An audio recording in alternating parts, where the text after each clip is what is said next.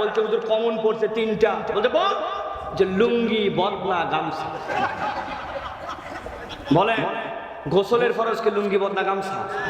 যে গোসলের ফরজের এই অবস্থা যা, ওকে যদি নামাজের ভিতরের বাইরের ফরজ ধরেন, আর ওকে যদি বলেন যে ইসলামের মৌলিক বিধিবিধানগুলোর বিষয় তুমি জানাও, দেখবেন কিচ্ছু জানে না। কিন্তু ভাব বিশাল, অ্যান্ড্রয়েড মোবাইল নিয়ে জিন্সের প্যান্ট পরে চুল উল্টা পাল্টা কাটে রাস্তায় ঘুরে বেড়ায়, আর বলে হ্যাঁ মাইক দিছে এত দূরে দূরে, ওয়াজ শুনতে মাঠে যাওয়া লাগবে। কে বলছে? আছে না ভাই? ভালো করে বোঝেন। ইয়াং যারা, যুবক যারা, তাদেরকে বলি, এই যে আমার মোবাইল, এই মোবাইলে আমরা দুইভাবে ইন্টারনেট ব্যবহার করি। কয়ভাবে? একটা সেলফ ডাটা আর একটা ওয়াইফাই ডাটা, ঠিক কিনা? ওই যে মুরব্বী হচ্ছে দুনিয়া আন্দাজি ওয়াইফাই ডাটা কি বুঝবা? ওয়াইফাই ডাটা কিভাবে ব্যবহার হয়? আপনার বাড়িতে একটা রাউটার আছে, আপনার রাউটারের একটা রেঞ্জ আছে 800 মিটার, 500 মিটার। আপনার মোবাইলে আপনি পাসওয়ার্ড জানেন, রাউটারে একটা পাসওয়ার্ড সেট আছে, আপনি চাপ দিছেন, আপনার পাসওয়ার্ড অন হয়েছে, আপনি আপনার ডাটা ব্যবহার করতে পারবেন, ঠিক না? কিন্তু আপনার বাড়িতে ওয়াইফাই আছে, আপনি বাজার করতে আসছেন আপনাদের এই মহল্লায়, এই মহল্লাটা আপনার 1 কিলোমিটার দূরে অথবা আধা কিলোমিটার দূরে। বুঝে থাকলে বলেন তো ভাই, বাড়ির ওয়াইফাই এই পর্যন্ত কাজ করবে তো? বুঝে বলেন, করবে তো? পাসওয়ার্ড জানেন যে, তাও হবে না, তাই তো? এইটা যদি আপনার মাথায় ধরে, তাহলে আপনি পকেটে ওয়াজ থাকতে পারে, ইউটিউবে ওয়াজ শুনতে পারেন, দূরে মাইক থাকতে পারে, কিন্তু জেনে রাখবেন মাহফিলের প্যান্ডেল স্থলটা হচ্ছে আল্লাহ রাব্বুল আলামিনের রহমতের ওয়াইফাই জোন। বান্দা যখন এখানে আসে, আল্লাহর ফেরেশতারা ওই বান্দাদের হয়ে দোয়া করে করে ওই বান্দাদের গুনাহ খাতা আল্লাহর কাছে মাফ চায়। সুবহানাল্লাহ। ওটা বাজার থেকে হবে না, রাস্তার উপর থেকে হবে না, ভিতরে আসতে হবে। এই জন্য আমরা বলি কতগুলা কপাল পোড়া আছে, মাহফিল হওয়ার পরে আশপাশে আসে না। উনি এত ব্যস্ত, মোবাইল টিপার সময় পায়, ওয়াজ শোনার সময় পায় না, ঠিক না? প্রত্যেকদিন বছর আয়োজন হয়, বছরে মাত্র 2 বার, 27তম মাহফিল, 54 বার হয়েছে এ পর্যন্ত ওয়াজ। কত আকাম কুকাম 1000 বার হলো, আর ওয়াজ হইতে মাত্র 54 বার, আর আপনি সেখানে বছরে একদিন আসতে পারেন না। কি সমস্যা আপনার? আল্লাহ আমাদেরকে আসার তৌফিক দান করে, বলেন আল্লাহুম্মা আমিন। এগুলা মাহফিলে আসলে লাভ আছে না নাই? কথা বলবেন, আছে না নাই? বুঝে বলবেন, আছে না নাই? এই লাভ কি আছে? যেটা বললেন এটা কম না বেশি? যে বললেন বেশি, এটা কি বুঝে বললেন না না বুঝে? বেশিরভাগ না বুঝে, আন্দাজে বলেন না। এখন যদি ধরি, দাঁড়ান, কি বুঝে বললেন, কি লাভ বলেন? বলবে হুজুর জানে। কে জানে? হুজুর জানলে তো হবে না, এ জানো তো আপনাকে আমাকেও জানতে হবে। দেখেন আল্লাহ কি বলতেছে।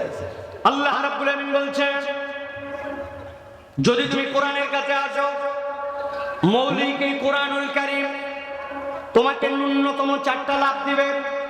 আল্লাহ রাব্বুল আমিন কোরআনুল কারীমের মধ্যে বলেছেন, ও দুনিয়ার মানুষ, এই কোরআন তোমাদেরকে ঠকানোর জন্য আসে নাই।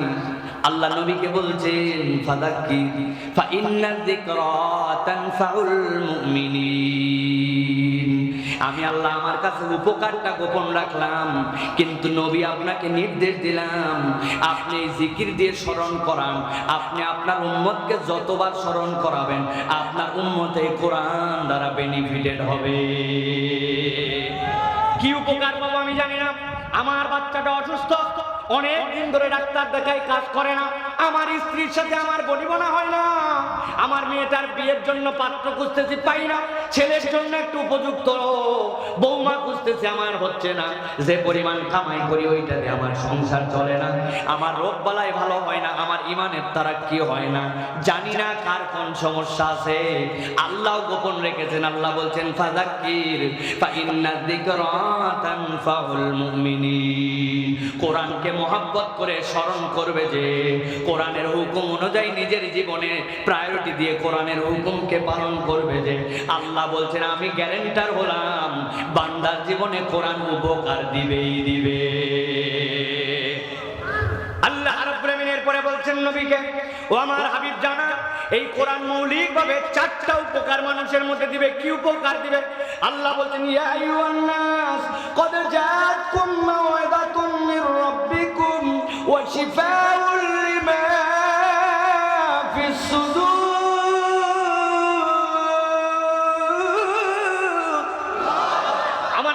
বলছেন নবী আপনি জানান, ইয়া আইয়ুহান নাস, ও দুনিয়ার মানুষেরা, কদ জাআতকুম মাউইযাতুম মির রাব্বিকুম, আল্লাহর পক্ষ থেকে তোমাদের কাছে একটা মাউইযা এসেছে। মাউইযা মানে ওয়াজ। আমি আমার ভাষায় বলি, কোরআনকে আল্লাহ ওয়াজ দ্বারা বুঝিয়েছেন। এই কোরআনটা তোমাদের জন্য আল্লাহর পক্ষ থেকে প্রেসক্রিপশন। সুবহানাল্লাহ। আপনি ডাক্তার দেখাতে গেছেন সাতক্ষীরায়, আপনার রোগ যেটাই হোক, ডাক্তার দেখানোর পরে ডাক্তার যদি আপনাকে একটা প্রেসক্রিপশন দেয়, প্রেসক্রিপশনে আপনার 4টা নির্দেশনা লেখা থাকে। ঔষধের নাম, ঔষধের পাওয়ার, দিনের বেলা কয়বার খাবেন, আর এই ওষুধটা কতদিন পর্যন্ত চলবে। আপনার রোগ অনুযায়ী আপনার প্রেসক্রিপশনে মৌলিক এই 4টা জিনিস লেখাই থাকবে। ঔষধের সাথে ঔষধের পাওয়ার দেওয়া থাকবে, কত এমজি আপনি সকালে খাবেন, দুপুরে খাবেন, খাওয়ার আগে খাবেন না পরে খাবেন, এই ঔষধের কোর্সটা আপনার কতদিন চলবে, আপনার প্রেসক্রিপশনে যেরকম দেওয়া থাকে। আল্লাহ বলছেন কদ জাআতকুম মাউইযাতুম মির রাব্বিকুম, আল্লাহর পক্ষ থেকে এই কোরআন তোমাদের কাছে মাউইযা। বান্দা তোমার কত দূর চলতে হবে, কত দূর চলতে হবে না, কোন পথ পর্যন্ত যেতে পারবে, কোন জায়গায় যে তোমাকে থেমে যেতে হবে, দুনিয়ার মুখে একমাত্র কোরআন তোমাকে প্রেসক্রিপশন হিসাবে এই পরামর্শ দিতেই থাকবে। আল্লাহ রাব্বুল বলছেন সাথে সাথে কোরআনের আরেকটা মৌলিক কাজ হবে। কি কাজ হবে? আল্লাহ বলছেন শিফাউল লিমা ফিস সুদুরি হুদা ওয়া রাহমাতুল লিল মুমিনিন।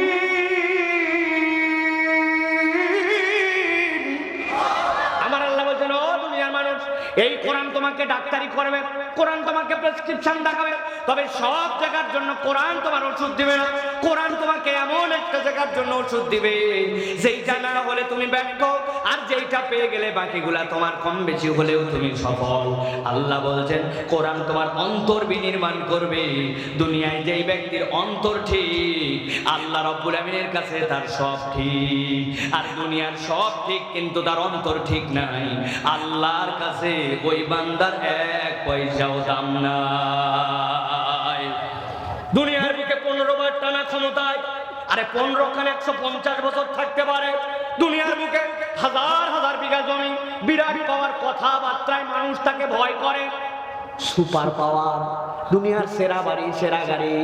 আল্লাহ বলছেন আমি কোরআনে একটা আয়াত তাদের জন্য দিয়ে দিলাম, ইয়াউমা লা ইয়ানফাউ মালু ওয়ালা বানুন ইল্লা মান আতাল্লাহা বিকলবিন সালিম।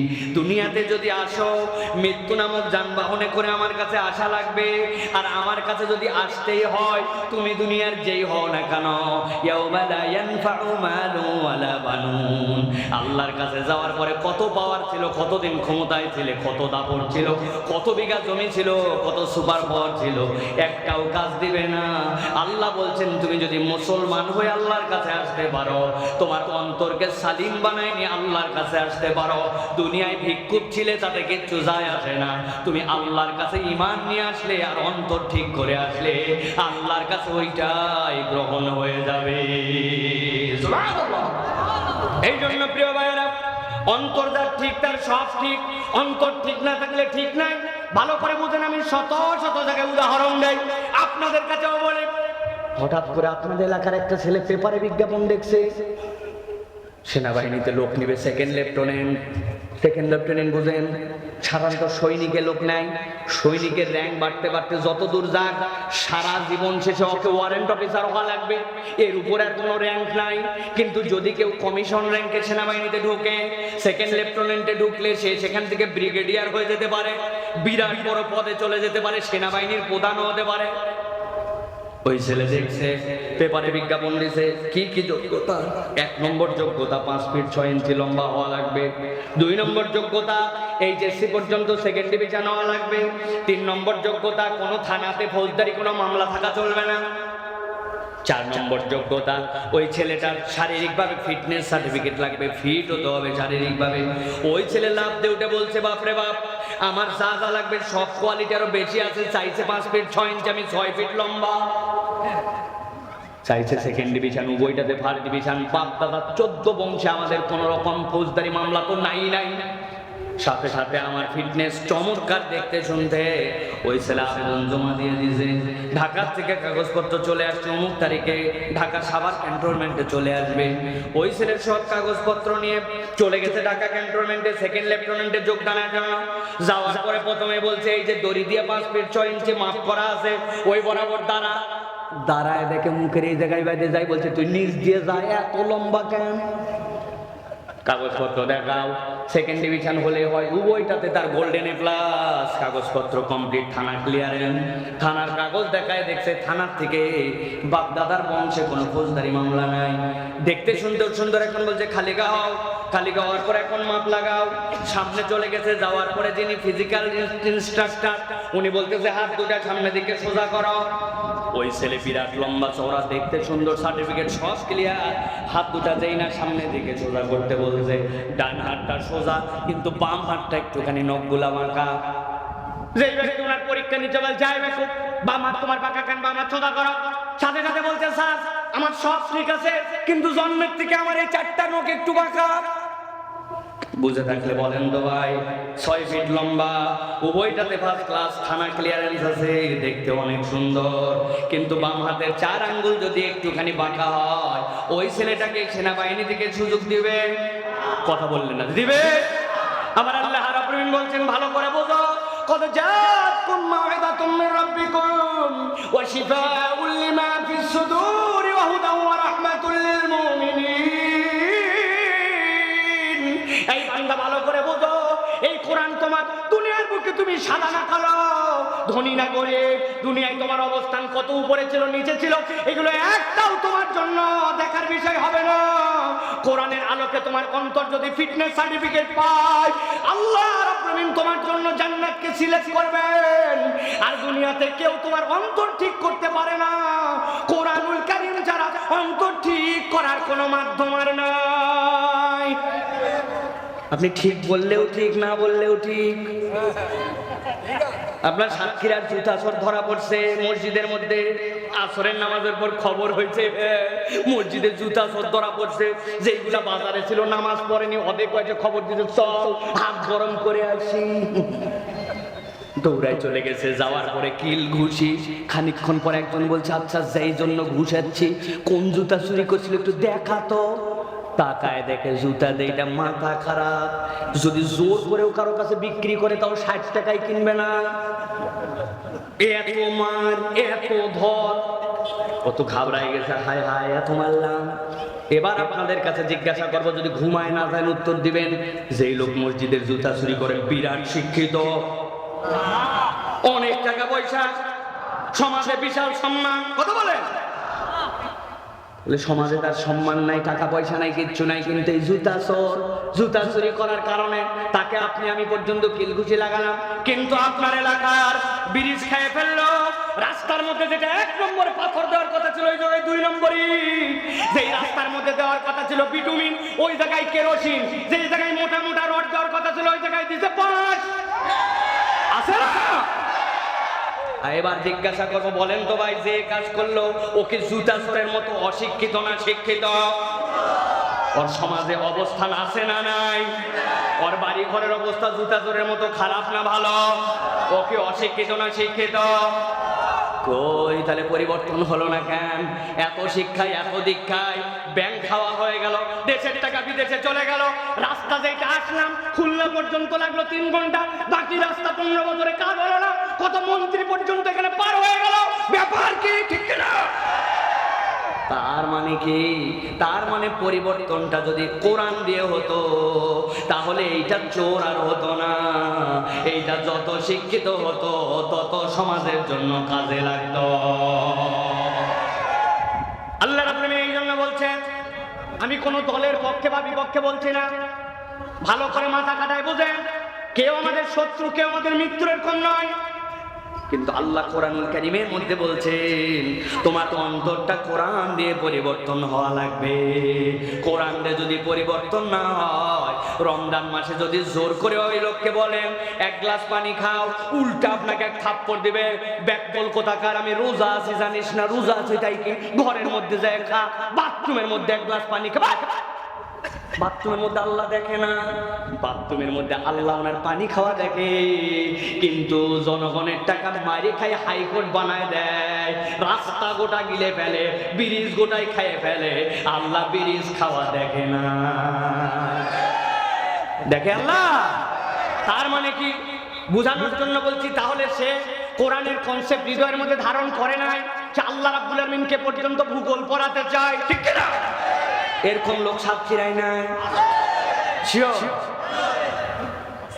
আমার আল্লাহ রাব্বুল আমিন বলছেন কোরআন তোমাদেরকে কি দিবে তাহলে বুঝো। আল্লাহ বলছেন হুদাম ওয়া রাহমাতুল লিল মুমিনিন, এই কোরআন তোমার জন্য এমন আলো, দুনিয়ায় যে আলো কাউকে ধরতে হয় না, কোরআন তোমার হৃদয়ের মধ্যে এমন একটা আলোকবাতি জ্বলায় দেবে, সেই আলোতে তুমি দুনিয়ার বুকে কোরআনের গাইড অনুযায়ী চলতে চলতে কবরে যাবা, এরপরের থেকেও কোরআন তোমাকে গাইড করে করে জান্নাতে নামানোর আগ পর্যন্ত কোরআন তোমার থেকে দূরে যাবে না। সুবহানাল্লাহ।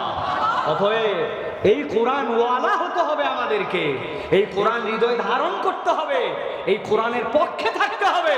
খালি মাহফিলে আসলাম আর হই হই করলাম আর চলে গেলাম, নিজের কোরআন শুদ্ধ করতে পারলাম না, বছরের পর বছর পার হলো, ছোটবেলায় 3 সূরা মুখস্থ করছি, 4 সূরা পর্যন্ত আর হলো না, আর এখানে আসার পরে বলবে হ্যাঁ আল কোরআনের আলো ঘরে ঘরে জালো, ওনার অন্তরে জ্বলেনি, ঘরে জ্বলবে করতে। এই জন্য আগে আমাদের সিদ্ধান্ত নিতে হবে যে আমরা নিজেরা নিজেদের জীবনে কোরআনুল কারীমকে যুক্ত করব। আল্লাহ আমাদেরকে তৌফিক দান করুক, বলেন আল্লাহুম্মা আমিন। এবার বুঝে থাকলে বলেন যে কোরআন শুনে লাভ আছে না নাই? যতটুকু বুঝলেন তাতে বলেন আছে না নাই? এই লাভটা কি কম না বেশি? বুঝে না না বুঝে? বুঝে। একদম চোখে আঙ্গুল দিয়ে বুঝালাম আপনাকে যে এত শিক্ষিত কিন্তু এত বড় চোর, এত বড় চোর, এত বড় শিক্ষিত, এত বড় চোর। এইগুলা যেগুলা বড় বড় কাহিনী ঘটে গেছে, এইগুলা কোনো সুনাপুটি আমাদের মতো লোকের কারবার নয়, এটা বিরাট বড় শিক্ষা দীক্ষা ওয়ালাদের কারবার। কেন পরিবর্তন হয় না? কেননা এই জায়গাতে তার অন্তর আর তাকওয়াতে পরিবর্তন নাই। তাকওয়ার পরিবর্তন হলে বেসিক পরিবর্তন হতো, আর তাকওয়া ছাড়া যা পরিবর্তন এইগুলা সবগুলা ফেক আর ভুয়া। বলেন কি? ভুয়া। বলেন, ভয় পাচ্ছেন আপনারা? বলেন কি? বলেন। যা বলবো প্রত্যেক কথার পিছনে যুক্তি দিব।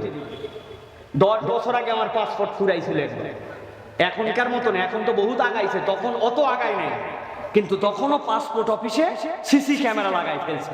সিসি ক্যামেরা চেনেন? সিসি ক্যামেরার বাংলা কি বলতে পারবেন?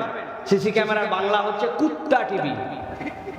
কুকুর যেরকম আগে মানুষের বাড়িতে থাকতো, লেখা থাকতো কুকুর হইতে সাবধান, ওই রকম এখন লেখা থাকে যে এলাকাটি সিসি ক্যামেরা কর্তৃক নিয়ন্ত্রিত, আপনাদের সকল গতিবিধি পর্যবেক্ষণ করা হচ্ছে। আছে না ভাই? ক্লোজ সার্কিট ক্যামেরা, যেটা টিভি। আমি যাই বললাম ভাই আমার পাসপোর্টের মেয়াদ শেষ, তাড়াতাড়ি করে হজের সময় হয়ে গেছে, আমি তো বুঝতে পারি না 6 মাস মেয়াদ না থাকলে ভিসা দেয় না, তা আমার এই কাজটা করে দেন। আমার খালি ঘুরায়, খালি ঘুরায়। আমি শেষ পর্যন্ত বলছি আমার তো জরুরি, এই জন্য ভাই যদি কিছু স্পিড মানিও লাগে, ঘুষ তো ডাইরেক্ট বলা যায় না, আমি জুলুমের শিকার, আপনার যদি লাগে বলেন রেডি আছে, তাও নেয় না। অনেকক্ষণ ঘুরায় ঘুরায় এবার বলছে হুজুর নিচতলায় চলে। দোতলার থেকে আমাকে নিচতলায় নিয়ে আসতেছে। নিচতলায় যখন যাবো, এই দোতলার থেকে নিচতলায় 2টা সিঁড়ি, ওই সিঁড়ির মধ্যে একটা ল্যান্ডিং আছে, নামার পরে সোজা, এরপরে আবার নিচে নাম, ওই জায়গায় এসে বলছে হুজুর টাকা দেন। অনেকক্ষণ টাকা দিতে চাইছি, আধা ঘন্টা ঘুরাই এখন নিচে যাওয়ার নাম বলে মধ্যে এই জায়গায় টাকা, ব্যাপার কি? বলছে হুজুর এই বিল্ডিং কে পুরা সিসি ক্যামেরা নিয়ন্ত্রিত, আমরা ক্যামেরায় মনিটরে চেক করে দেখছি, খালি এই জায়গাটা সিসি ক্যামেরা ধরে না। যেই জায়গায় ধরে না ওই জায়গায় নিয়ে এসে আমার টাকা খায়। তা আপনি সিসি ক্যামেরাতে দেশ আগাতে পারবেন আপনি যদি আপনার হৃদয়ের মধ্যে আপনি অন্তত পক্ষে 80% মানুষকে যদি ঠিক না করতে পারেন, 20% মানুষ দুষ্ট থাকবে। এই জন্য আল্লাহ আইন আদালত দিচ্ছে, আল্লাহ প্যানেল কোড আছে, বিচার আছে। ইসলাম তো বিচারহীন করে দেয় নাই, বিচার আছে। কিন্তু 80% মানুষকে অন্তত কোরআনওয়ালা না বানালে সমাজ পরিবর্তন করা সম্ভব নয়, ঠিক কিনা? বড় বড় লেকচার দেয় দেখবেন, আমাদের অনেক মুরব্বী আছে তরুণ, দেশটা নষ্ট হয়ে গেল, মানুষের নীতি বলে কিছু নাই।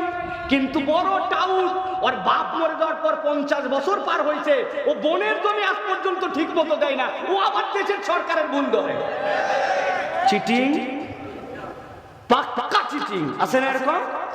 নিজের ভাইয়ের সাথে নিজের সম্পর্ক ঠিক করে নাই, ছেলে মেয়ের মধ্যে 2 নম্বর করে সম্পত্তি ভাগ করে দিয়েছে, বউয়ের সাথে তার সম্পর্ক ঠিক নাই, উনি খালি ভুল ধরে, উপজেলা চেয়ারম্যান খারাপ, কাউন্সিলর খারাপ, এমপি খারাপ, দেশটা শেষ, নিজে যে শেষ, এর খবর নাই। সাতক্ষীরা এরকম লোক নাই না? ভালো করে বুঝেন, আমার কথায় কষ্ট পাইন না প্রিয় ভাইরা। আল্লাহ আমাদেরকে বোঝার তৌফিক দেখ, বলেন আল্লাহুম্মা আমিন। আমরা আজকে কুরআনুল কারীম থেকে কিছু কথা শুনতে চাই। কুরআনুল কারীমের নির্ধারিত একটা সূরা থেকে আমি নির্ধারিত কিছু কথাবার্তা বলবো আজকে, নিয়ত করছি প্রিয় ভাইরা, আপনাদের জন্য নোট করছি, সে অনুযায়ী কিছু কথা বলবো।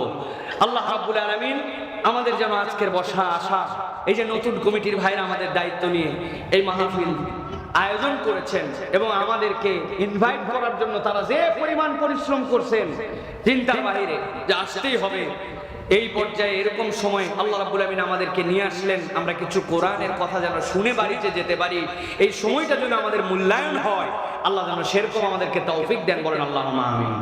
আপনারা আছেন তো ভাই? আছেন আপনারা? কারা কারা আছেন দেখে একটু 2 হাত উঁচু করে দেখান, দেখে একটু শক্ত করে হাত দুটা তোলেন, টান টান করে তোলেন, একটু তুলছেন সবাই? দেখেন তো ডানে বামে কারা উঠাতে পারে নাই।